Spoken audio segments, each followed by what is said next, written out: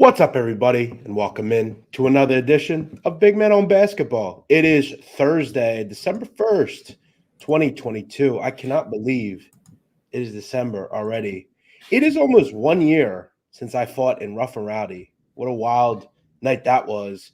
Seems like it was just yesterday. We're already a year beyond it, and we are getting into the guts of the college basketball season. College football is winding down. The NFL playoffs will be here before we know it. We get college basketball from now until basically April. We get an interesting card tonight. It's been an interesting tale of two nights for me. I had a great night on Tuesday. Didn't really have a great night last night. I thought Hofstra was a pretty rough one. Jim, I got to tell you, Jim Root joining us from the Three Man Weave as always on a Thursday. Jim, I got to tell you, man, I have had so many games recently that I have the dog leading. Some ridiculous nonsense happens. The game goes to overtime, and naturally either the team loses or pushes in overtime. It's a tale as old as time. Dogs go to overtime to die. Yeah, overtime is the worst. I bet a lot more unders too, and that's, of course, where unders go to die as well. Yep. Last night was weird for a lot of reasons. I was looking at the cover splits for the full games. There were, like 70 line games yesterday, and favorites went 49-21. Home teams went 47-23.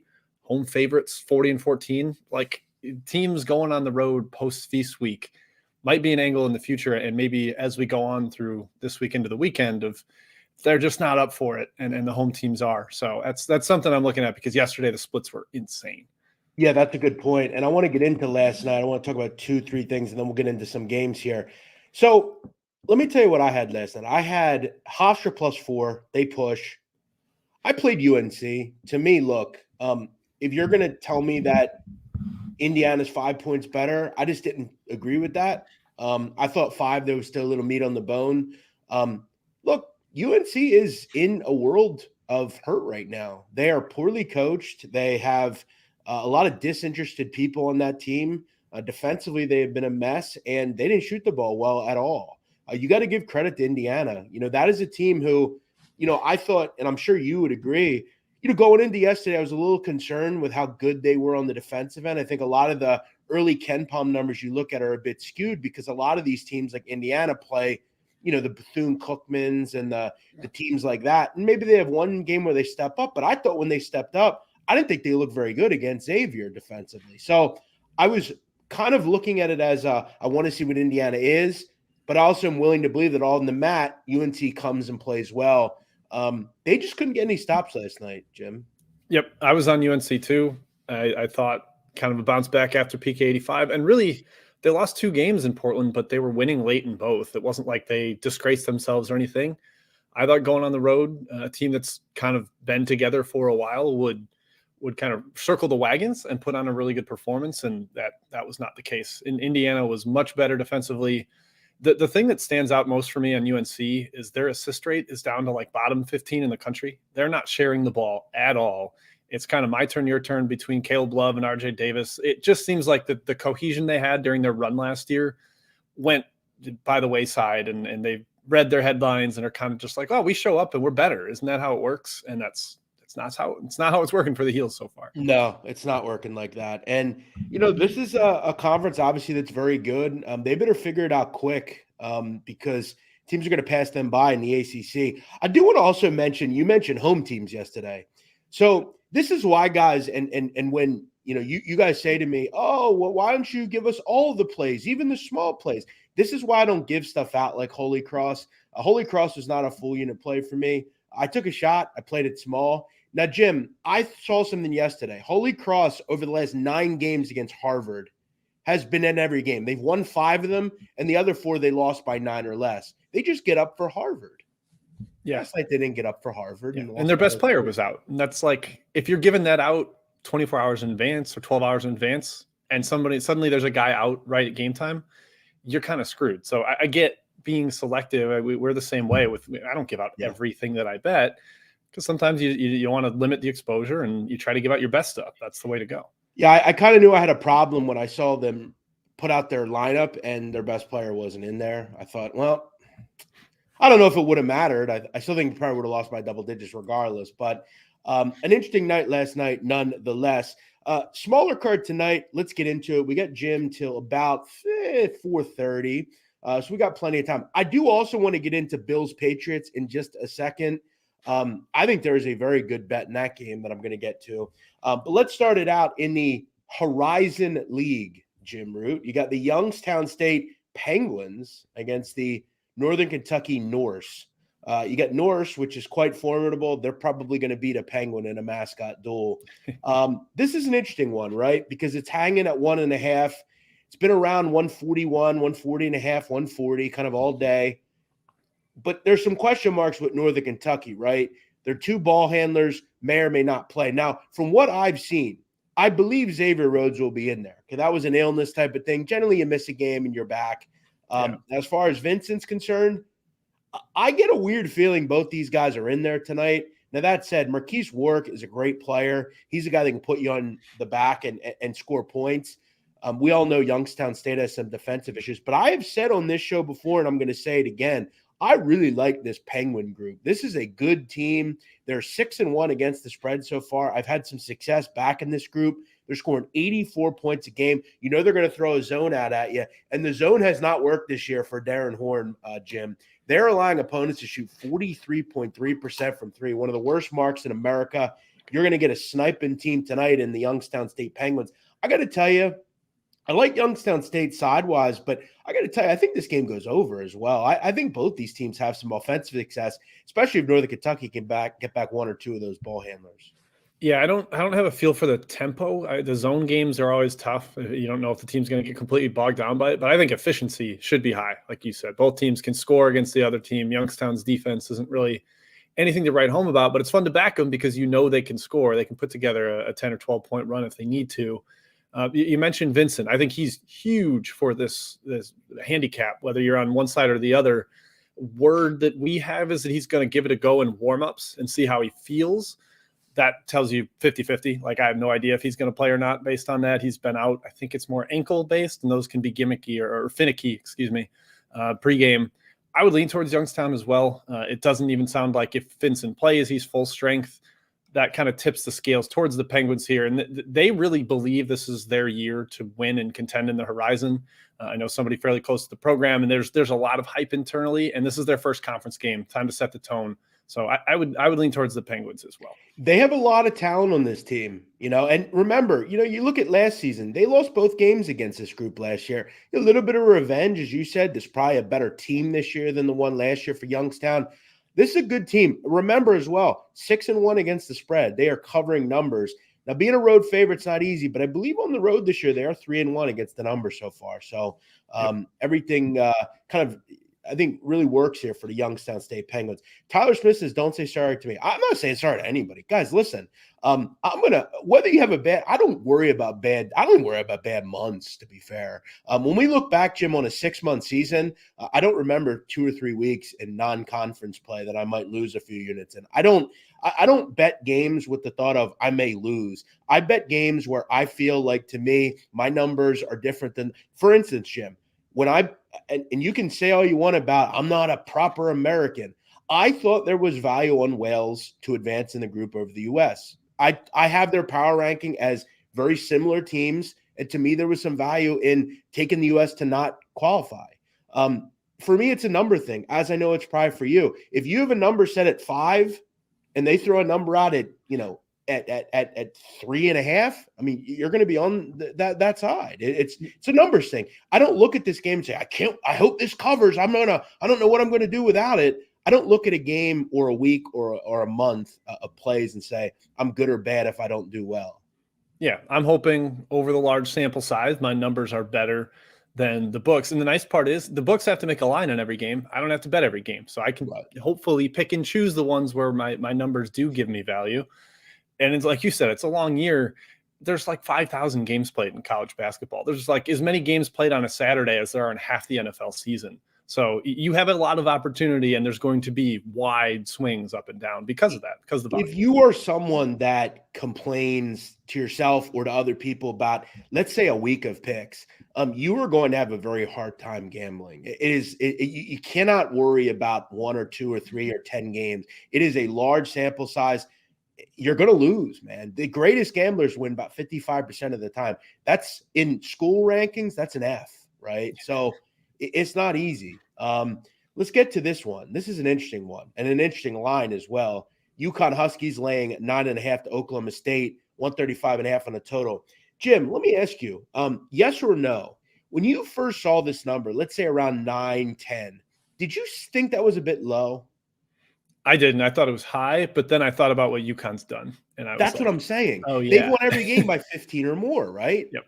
They're 8-0. They're at home here, right? You see an Oklahoma State team that lost to Southern Illinois, really struggled against UCF, which I like UCF, but if you're Oklahoma State, you should be beating that team.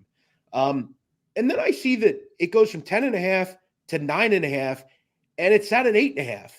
And what do we know about early betting? It is not public action. Okay. The smarter people are coming in and saying, maybe essentially this is too high. I agree. I think Oklahoma State could really, I don't know about putting them in a mixer, but I feel like for some reason, I love UConn. I think they're terrific. This just came a bit, the number just doesn't make sense to me here. I think Oklahoma State hangs around, maybe is down 3 or 4 with 2 or 3 to go, and they have to hang out and they lose by 6 or 7 here. Something just tells me that this game steadies a little bit. I look at Oklahoma State and feel like they've had some bad shooting luck. I like Cisse. I think he can combat kind of Sonogo and some of those bigs they have down low.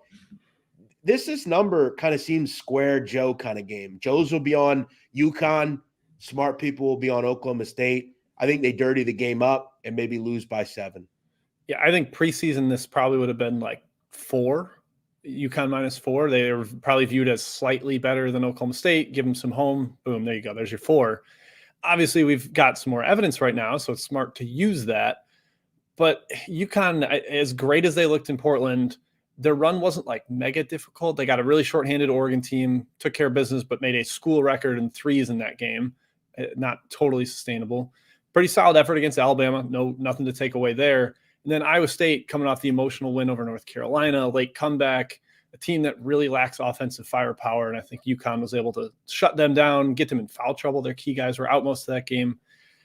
I'm scared of fading UConn at home, so I'm not jumping in with you, but my number did indicate or point to the Cowboys. I'm just a little bit afraid of UConn right now, and maybe I'm soft for that. Yeah, and I got to tell you, I didn't bet this game. I just thought it was a game that we find interesting to talk about. It's not something I got in on.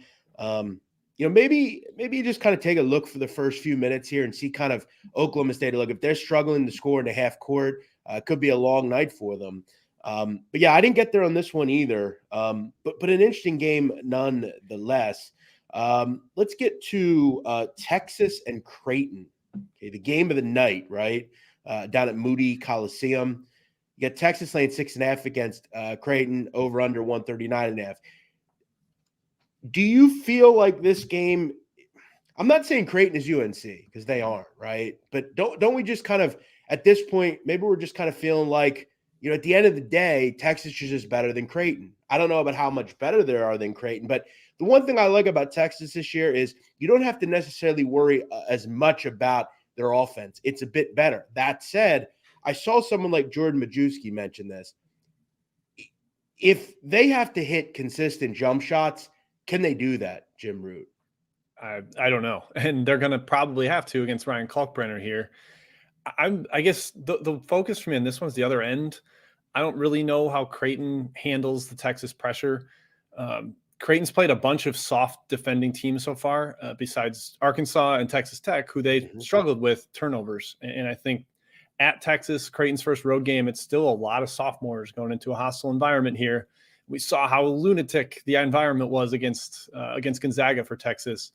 I think that pressure might phase them a little bit. They're not going to be able to get it into Kalkbrenner. They might give up some baskets going the other way in transition, which helps boost that Texas offense that might not be as potent shooting the ball. And I'm after last night and some of what we've seen in these neutral conference challenges, I'm giving a lot of credit to the home court here. I'm giving Texas an extra boost for home court. I would lean towards the Longhorns. Again, this is one I didn't bet, but I'm kind of tempted by Texas. If it were to get to 6, I'd probably take the Horns. Here's your issue if you're Texas. you have to imagine, as Jim said, you're going to have to make some jump shots tonight. And look, the one thing about Texas that I will say, now again, they've only played one good team. They have not shot the three ball well at all. Now they shot a lot of threes in that Creighton or that Gonzaga game. Just an interesting game. They're playing a bit faster this year. You know what, Jim? If I'm going and being very honest right here, if I had to play this game, which again, I'm not playing this one either, I would probably go with Creighton here. I think there's too much talent on this team. I think they're a little bit more battle tested. We can say, look, I love Beard. I think he's the best coach in the country. I think this is the number one team in America. And I think they will win this game. But I think this is the game where maybe we think this is what UNC should have been last night. And this game is just a close one. Maybe maybe this game is a 5-6 point game and you get within the number, because you can say as much as you want about Chris Beard being a great defensive coach, and he is. He's the premier defensive mind in America, arguably. But what do we know about Greg McDermott? He is a damn good offensive coach as well. And I think that they make Texas get into that, having to shoot some jump shots. Maybe they take Disu out of the game a little bit. Maybe you don't get a great game out of Marcus Carr. And listen, I know these atmospheres can bog teams down, but I am one to believe, and maybe I'm just ultra wrong on this, the type of teams like Creighton, the type of team, these teams that year in and year out are very good. I don't know if the crowd gets them as much. I'm just my thought. Maybe I'm wrong, but I think if you're going to give me 6.5, I'm going to lean on Creighton here. Interesting. I like I said, if it went down a little bit, I'd take Texas, but I've been a little bit of a Creighton skeptic. I don't know. I had them like 12th preseason rather than top 5-ish. And I think I'm comfortable with that. I think they are like about the 12th best team. Texas, meanwhile, I've kind of started to warm up on, in that home court is big. Maybe it won't affect Creighton, like you're saying, but yeah, kind of split there, which I think is why neither of us are betting it. When your friend Jeff Goodman was on Roundball when I was on, I remember he kind of mentioned that he had Creighton top 5. I don't know if I'd put him top 5, but I had him like 7-ish, top 7. I think defensively they're very good, and I think that's a very dangerous problem if you're the rest of the country, because they're that good on offense. I like the fact that they can make three balls. I like Kalkbrenner on the inside. Where would you have to get to with Texas to make a play? 4.5? No, I'd consider it at 6, but I'm not going to like buy points. I'm not going to lay 120 of juice, but if it's at 6, 110, I'd consider it. Yeah. I'm just going to hope this is a close game. I'm going to hope this is what UNC should have been, right? Yeah. Yeah. And maybe that's what I'm thinking. I'm like, I watched UNC not cover. So I'm like, just back to favorite. We'll see. I don't know. I wanted to highlight this game. Oh, wow. Because we talked, I think the first time you were on this show, I faded Houston Christian against Texas, remember? Yep. They got absolutely pummeled in the first half. And guys, I want to highlight Houston Christian for one reason. This team is basically allowing you to just run down the court and shoot a layup every single time. I don't know if I've ever seen a team through 7 or 8 games that's allowing teams to shoot 68% from 2. That is shockingly bad, man. I mean, Ron Cottrell has always got bad defensive teams down there. And look, we talked about some of the sad things that happened in the offseason with them losing their best player. I think they're still a team that can score a little bit. I don't know if I trust Denver completely. They do have some transfers. They're a team that, has been kind of interestingly coached over the last couple of years. Rodney Billups was there at one point. Houston Christian, Jim, is giving up 87 points a game. That's amazing to me. They're trying to play, or from some of the things I've watched, they're trying to play like a zone that is just terrible, and they have no athletes to play it. Just looking at some numbers from Hoop Math, they're giving up 46% of opponents' shots are at the rim, which is 10th highest in the country, and teams are shooting 73% at the rim, which is 4th highest in the country. So like everything they give up, like you said, is a layup. And they have no one tall, rangy, lanky to block shots or even intimidate you at the rim. You don't even have to work that hard to get those shots. So their defense is bleak. It's bad. They're trying to play slower on offense, but they just can't slow anybody down on defense. Denver's got a little bit of injury issues right now, but Houston Christian's just so bad defensively. It's hard. And this is why I wanted to kind of highlight this. Here's my question for you. Why does this number come down from 6.5 to 4.5? Who is betting Houston Christian here? It would probably be injury bettors. Yeah. There might be some smart people that are out there that there are people that bet a lot, just like specifically injuries. And Denver's missing Tevin Smith, arguably their best player, had like a knee issue. We don't know exactly what it is, but they were fine without him last game. So maybe he just doesn't matter as much as I would have thought he did. Yeah, and look, I know maybe on the show today I'm fencing a little bit, but I'll get to some that I'm on. This is an interesting game, man. 78.5 on a Denver team total. Houston Christians allow 76 or more in every game. But as you said, the Tevin Smith stuff, it's just a weird number, man. Real weird. I do want to get to a game that I am going to play. And you know what? I'm going to go down with the ship if I have to with Pacific. Okay, I'm doing it. I don't understand why UC Davis is a 6.5-point favorite. I don't know if I would really understand why they were a 4.5-point favorite really either. Neither of these teams do much in the way of defending, but I've talked about it. I like Pacific. I think generally, again, until they get into conference play, they're going to have a lot of the time the better guards than their opponent. This is a good guard-oriented team. Jordan Ivy-Curry is a good player. Donovan Williams is a good player. He comes over from Oklahoma State. They have some talent on this team. They don't turn the ball over. They're a good offensive team. They just don't get a ton of stops on the defensive side. I don't really like UC Davis. They want to speed it up. They want to go real fast. They play a lot of close games, and they are very poor from the free throw line. And in games like this, you need every single point. I'm going to buy into the fact that the boys at Pacific can hang around here and just not get blown out. Yeah, UC Davis blows leads like it's their job. So even if you are getting blown out at some point, you're probably not going to be the whole game. Like they were up something like 25 against Boston U in the second half last game, and they went to overtime because they couldn't make free throws. Like you said, they're shooting sub 61% on the year, like bottom 10 in the country. And they just kind of get shaky if you pressure them. And Pacific has the athleticism to throw at them. Pacific also, you mentioned Donovan Williams. They also got one of the Boone brothers debuted, another Oklahoma State transfer. So their talent level is actually pretty high. Their coach is just kind of shaky. Leonard Perry, when he took over for Damon Stoudemire, it kind of dropped off a little bit. But there's talent there, and UC Davis does not slam the door on people. Like you said, they play a ton of close games. I would be comfortable taking the points. I took 7.5 on this game, so I'm with you. I actually took Pacific. Yeah, I'm going to rock with them here. I like this team. I remember that one game I played against where they just rolled North Dakota State. It was great. We're just going to hope they hang around. Now, Jim, I just got a very sad Instacart message.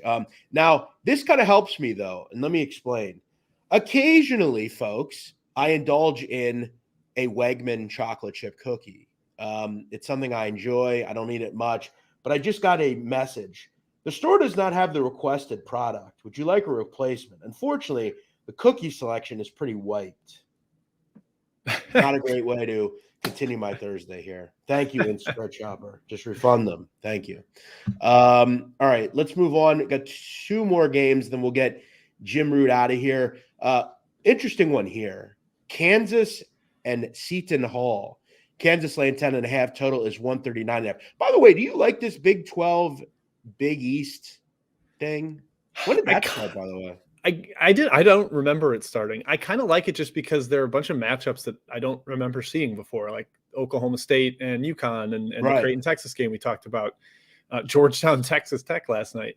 So it's just like a new bloods going against each other that I haven't really thought of. So I'm a fan, and it's power conference ball instead of a team favored by 25. Yeah, and it's funny because St. Peter's teams are very much resembling what Seton Hall is. They are kind of really good on defense, and they're just a mishigas on offense. They're turning the ball over.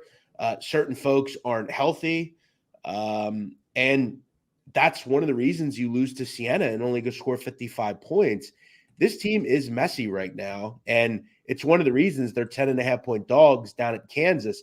That said, it's not like the Jayhawks are playing terrific right now by any means. Look, I will say, do we chalk that game up against Tennessee as just, hey, we didn't shoot the ball well? They were a mess. But other than that, Kansas has been fine. They, for the most part, I know they had to struggle and beat Wisconsin late, but they got the job done. That's never a bad thing. I mean, Wisconsin's a solid team. But 10.5 against a good defensive team who I don't think is going to look to completely go up and down the court. I know they're a bit faster, but I don't like teams, Jim. I talked about this yesterday. When I see a team that's point distribution is from the free throw line top 10, what does that tell me? It means that maybe their offense is a bit wonky. They depend too much on getting to the foul line. They don't really have a complex offense, and they're not good offensively, and they turn the ball over too much. Is under just the play here? Do you just hope that Seton just can't score? That's kind of where I'm going with this one. Yeah, I liked Kansas at the lower number when it opened around 7.5, 8. Up over double digits is a little rich. It does feel like an under game, given both teams' injury issues. I also like, you're citing Seton Hall is very reliant on the free throw line. Good luck getting calls at the Phog. That is not something that happens for road teams. If you are reliant on a lot of whistles to get points, I just don't think that's going to happen, whether it's like any favoritism or not. It's just a tough place to play.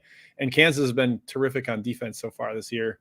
It feels a little like Seton Hall versus Memphis on a neutral floor that was like dead nuts under, and then there were 30 free throws in the final 4 minutes of that game that put it over. But I still think under was the right bet there. Trust the process. I'm with you. Both defenses are way better than both offenses here. I mean, listen, I always enjoy the commenters, but can we stop with this kind of stuff? I mean, seriously, what are we doing here? He doesn't have a full lineup half the time. St. Peter's made the Elite Eight. Like, that'll never happen again. That is not because they have the best talent, man. I mean, give the guy a break. Give him 10 games. He doesn't have his full complement of players. It doesn't have anybody in there. This is a fully new team. They're all kind of trying to get, cohesive. Come on, man. They're a solid team. He is a great coach. Don't say that at all. That's crazy. All right. Final game I want to go over with Jim, and this is a game that I am going to play. Am I just on the island that Washington might be good? I mean, I thought about this one. I looked at it long and hard because I don't think Oregon State's all that good. I think we might have gotten hoodwinked by their effort against Duke when they zoned and Duke didn't make a single shot, but they got blown out twice by Portland State. Like that's not good. And the talent level is just not really that high. And when we look at matchups, Mike Hopkins, that zone looks really good, man. This Oregon State team can't shoot. No. They are another team that are very, very much depending on getting to the line. You're just not going to really, I think, if you're Oregon State, have a lot of success. And for as bad as Washington's been, let's just even say last year, they were kind of modicumly okay. They got beat up by Washington in both games. I think this Washington team is good, man. I like Keon Brooks. They've got the old favorites in Bajema and Bay and some of those guys. I think this is a good matchup for them here. I was really impressed with what they did against Seattle. I know a lot of people will poo-poo that, but Seattle is a solid team with some decent players. They have one of the best scorers in America in Cameron Tyson. I mean, they completely undressed them in the second half. And Washington can really defend. I know a lot of people will knock them a little bit about their offense, but you look at kind of in further inspection, they played Fresno, St. Mary's. Those are some really solid defensive teams. Yep. I think they get the job done here. I like Washington tonight, and I played them. The one thing I'll say, too, about that St. Mary's game, that was like I'm not a huge Mike Hopkins fan as a coach, and the St. Mary's team rocks, and I love Randy Bennett. And Hopkins beat him. Like that was kind of an eye opener for me that this Washington team might actually be for real. That they went, it was a neutral floor, but they took out St. Mary's, got their first loss of the year. That really impressed me that they were able to do that against like one of the most disciplined teams in the country. I think probably have the right side there. I'm too nervous to join you, but the Beavers, the double blowout to Portland State really doesn't sit well with me. Yeah, I'm just kind of starting to realize, to me, I think Washington is a solid team, and I think this is a bad matchup for the Beavs here. Football's been great. Basketball kind of struggling since that that run they had in the tournament a couple of years ago. Jim, before we let you go, do you have any one or two games that you're highlighting that you kind of want to get into? We kind of got into most of the big games for the most part. Any ones that you're looking at? Nothing too crazy. There were a couple questions in the chat about Arizona, Utah. I think that might be worth looking at. we always talk about pacemakers and pace takers for tempo, and Arizona makes everybody play their pace. Utah is not a super quick team, but they played to 84 possessions last year at Utah. I could see that one really going. It's pretty high total, but that also sets up well for the favorite. More possessions for that to bear out. I love Utah, so I'm not actually backing Arizona, but I could see the over being a solid play there just because of the fact that they're probably going to be willing to run with Arizona. One over also that I found interesting, and I mentioned last night on this show, Samford DePaul, I thought was a great over game, back and forth. Well done. By the way, if you had Samford plus 4.5, that's a rough beat, losing by 5. One I see that's similar tonight, I mean, is Delaware Cornell any different? Love that one. Yep. That was my best bet on our 3-man weave show. I like that over. Delaware's played a bunch of slow teams, but I think they like to run. And now they're playing a team that's just going to zip up and down in Cornell. And I think that's going to – it's almost like a slingshot effect. Yeah, I mean, you look at Delaware with Jair Davis and Jameer Nelson. By the way, you feel old if Jameer Nelson's kid's in college, and he's like an upperclassman. So I'm sure Benny feel old. But yeah, Cornell wants to go as fast as possible every season under Brian Earl. One other one quickly. Thoughts on Mount St. Mary's, St. Peter's? Not a game I'm running to bet. Mount's now in the MAAC, so that's a big game for them under Dan Engelstad. They would have to press St. Peter's, no? I mean, that would probably be two teams that press here. No? Yeah, Matt, my colleague, this was his best bet was Mount St. Mary's +3. He thinks they can beat him up inside. I got to play some pickup basketball at the Final Four last year in New Orleans, and Dan Engelstad was my point guard. So I got a special spot in my heart for him. Did you press? We did not press, but he kind of wanted to, I think. We just didn't have the gas. I mean, I'm 33 now. I don't have the legs anymore for it, but he's a great passer. And I'm kind of with Matt here where I would lean that way. I didn't bet it, but it's their conference opener in a new league. I'm sure they're looking to make a statement there. I agree. Jim Root, good to see you as always. Go check out Jim and the 3-man weave. They're on the Field of 68, 3-man weave as well. A lot of great content out there on the daily basis. And he comes hanging out with us occasionally. Your other two co-hosts are brand new. They're not interested in coming on anymore. But you always make time for the little people. Thank you. That's right. Oh, the little people. Sure. You're the big man. You're not the little people. Well, most people think I'm like 5'2", so I'm kind of a little man, but I'm not though. That being said, Jim, good to see you. We'll see you next week. Thank you. Perfect. Thanks for having me. All right, Jim. See ya. Jim Root, everybody. You can find him on Twitter at Second Chance Points, 2ND Chance Points. Go follow him. Those guys, again, you find these niche sports that people bet on, and it's college basketball. There are not a lot of folks better than the boys at the 3-man weave, Kai, Matt, and Jim. Good folks. They're doing a lot of great work. So if you have any questions, guys, you're welcome to reach out. I will answer your questions, whether they're about basketball or football or whatever. I do want to get into the NFL here in a second. Any thoughts on Oregon? No, I don't have any thoughts on Oregon due to the fact of I don't know what their state of mind is right now either. I mean, I've heard a lot of weird things coming out of there with from Dana Altman. Nafali Dante, I don't know what his status is tonight. He didn't play the other night. Just not real interested. I mean, they're the tallest team in America. I want them to be and have everybody. And by the way, I want to thank everybody for watching. I didn't get a chance to do that. If you're watching us on Twitter or Facebook or one of the 420 plus people here on YouTube, welcome in. Do me a favor and hit that like button. And if you have a question, you're welcome to ask. I thought you were doing a show with Marty Mush, the Round Ball Pod. What happened? Yeah, guys, I've talked about this like 5 different times. I just wanted to focus more on gambling. That show is more of like an overall view of college basketball. Plus, I didn't really want to kind of put certain folks in weird predicaments because they're active college basketball players. For me, I'm more or less interested in coming on and breaking down Houston Christian and Denver and the different games each day. So for me, I'm just kind of focused on that. And I may be on there at some point, but those guys are doing a good job. They had a great podcast out today with Rothstein, did a good one last week on Ed Cooley. There's no issue there, guys. Listen, sometimes we just kind of all realize that we're just better off doing other things. That's really the thing, All right. Who can speak to being unbanned? I think I talk about this pretty much every day. If you are blocked, you're welcome to reach out to the sitdown777@gmail.com, and I'll look into why you're blocked. But again, guys, for me, I have a ton of followers. I get a lot of nonsense. If you act stupid, I don't really have any issue anymore in just getting rid of it. I don't care anymore. I don't care if you're, if you act like a complete dick to me continuously, we're just going to move on. But yeah, we'll take a look and get you on if you're good to go. What's up, Dylan? How you doing, brother?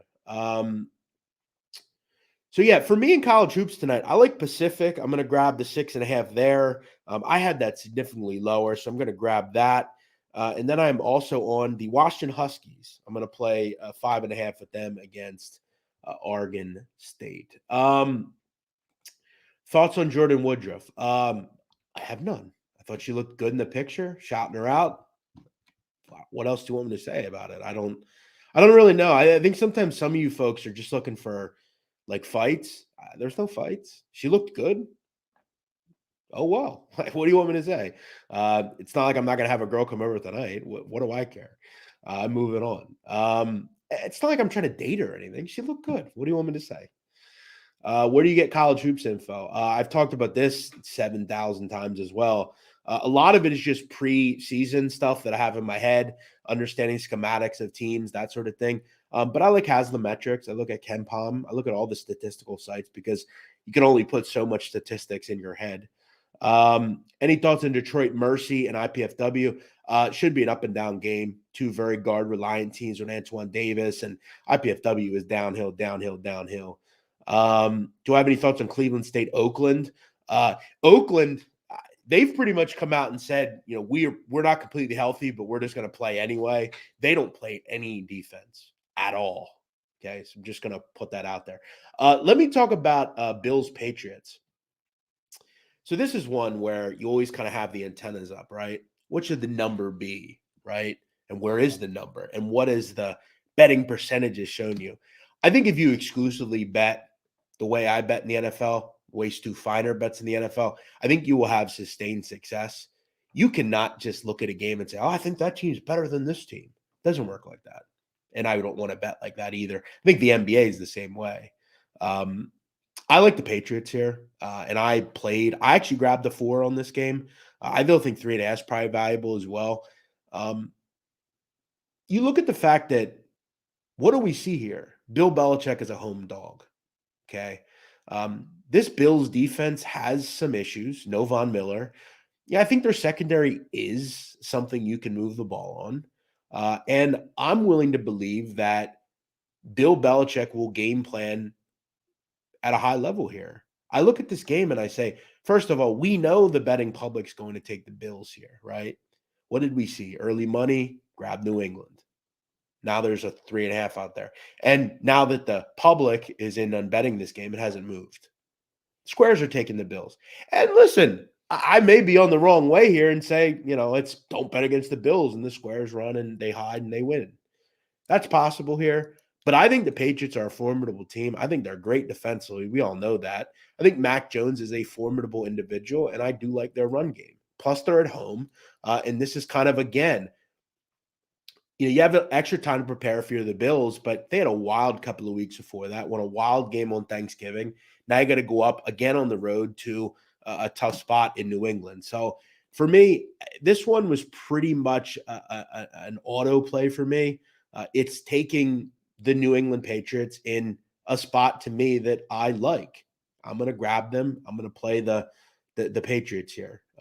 Remember as well, I mean, you look at the games last season, New England lost all 3 games to the Bills, one of which was a complete blowout. When was that? That was in the playoffs. We remember that one. So I think we see a close game here. I'm willing to back New England. All right. Let's go to some other comments, and then we'll get on out of here. Al B, what's up? Hey, Stephen Marinello, what's up, my friend? Did you see the new video, the Gotti video today, Stephen? I'm sure you did. You're a big fan of my mob content. And by the way, if you guys enjoy mob content, please go check out my podcast, The Sit Down, which I do want to shout something out, guys, today. I wrote a blog today that is absolutely the number one blog on the website, and it's been the number one blog since I put it out.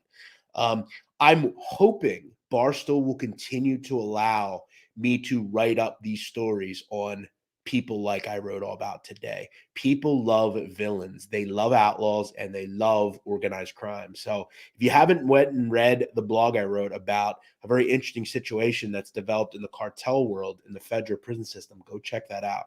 I think you'll enjoy the write-up.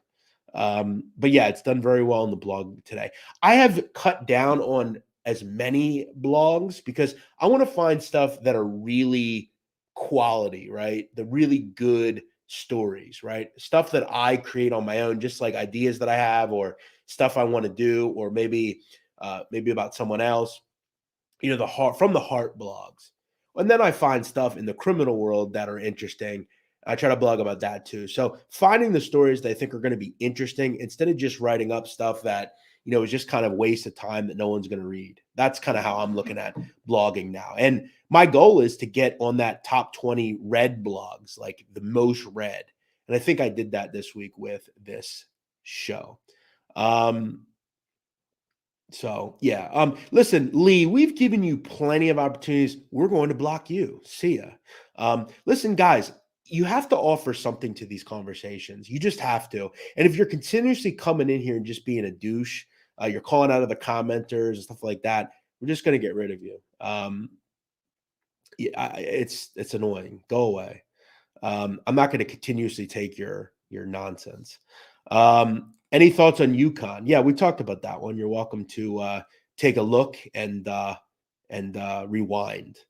Who is a mid-major that has impressed you the most that wasn't on your preseason radar? Preseason radar wasn't someone I looked at. To be honest, probably Youngstown. I'm always skeptical to back a team in the horizon, because it's a weird, odd league. You have a lot of weird things that go on, but I've been pretty happy with this team. They are good against the number. So I think it's just something to keep an eye on. I like Youngstown. Good offensive team. Very good offensive team. So yeah, that's kind of the show, guys. I feel like we kind of hit most of the college games that are interesting. I'm really interested in seeing what Creighton does tonight. I think that's a big barometer game. I think that's a great game. Looking forward to that. Nadu, look for Deuce Vaughn to lead Kansas State of an upset win over TCU. Yeah, I don't agree with that. I don't agree with that. I like TCU in that game. Why do you want to keep betting against TCU? I will say, though, the one team that gave TCU some issues in the first half was K-State, who completely stopped playing in the second half and didn't score and got run out and lost by double digits. I don't agree there, Dylan. I think TCU has been the best team in the Big 12, and I think they will finish as the best team in the Big 12. Someone says, God damn it, I missed the show. Well, you can rewind and take a listen over. Let him give his content and take it or leave it, guys. It's sports. Yeah, well, there's a lot of people that have nothing better to do than to come in here. And even though they hate the show, they're here every day. Why don't you join the Troops live streams? Yeah, I did on Monday. I don't live in New York, Randy. I don't know how many times I've got to tell you the same thing over and over and over and over again. But here you are every day whining about why I'm not in New York. Do you whine to other people that are not in New York every day as to why they're not in New York every day? Go away. Go do something with your time. It's much more valuable spent in doing things that are more important than someone like me. Any thoughts on UCLA laying 6.5 at Stanford? I think they win by 10. I don't disagree with you. Kind of a weird, sleepy atmosphere, Maples Pavilion. But yeah, I think on the surface, that's a pretty good one. I liked Washington a little bit more personally.